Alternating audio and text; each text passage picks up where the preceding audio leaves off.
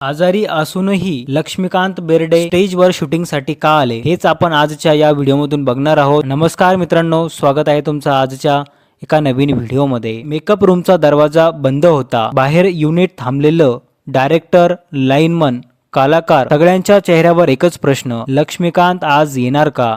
कारण त्या दिवशी त्यांची तब्येत खूप खराब होती। डॉक्टरांनी स्पष्ट सांगितलं होतं आज पूर्ण दिवस आराम करायचा, शूटिंग बिलकुल करायची नाही। तेवढ्यात सेटवर एक गाडी येऊन थांबली, दार उघडलं आणि हळूवार चालत थोडा थकलेला पण चेहऱ्यावर ओळखीचं हसू घेऊन लक्ष्मीकांत बेर्डे सेटवर उतरले। सगळे धावत गेले, साहेब आज शूटिंग नको, उद्या करूया।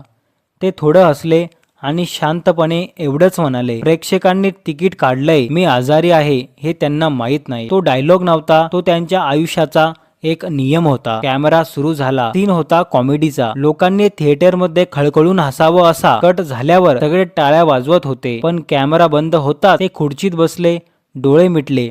दम लागलेला एक असिस्टंट धावत आला, साहेब तुम्ही ठीक तर आहात ना? ते पुन्हा हसले आणि म्हणाले, जोपर्यंत प्रेक्षक हसतोय तोपर्यंत मी ठीक आहे। त्या दिवशी शूटिंग पूर्ण झालं, सिनेमा रिलीज झाला, लोक हसले आणि कोणालाच कळलं सुद्धा नाही तो सीन एका आजारी माणसाने प्रेक्षकांसाठी उभा राहून केला होता। आपण त्यांना फक्त कलाकार म्हणून नाही तर कर्तव्यनिष्ठ योद्धा म्हणून आठवतो। मित्रांनो, लोकांना हसवणं सोपं नाही, कारण काही हसू दुसऱ्याच्या शरीरातून हे येत असतं। मित्रांनो, लक्ष्मीकांत बेर्डे हे एक खूप मोठे कलाकार होऊन गेलेले आहे।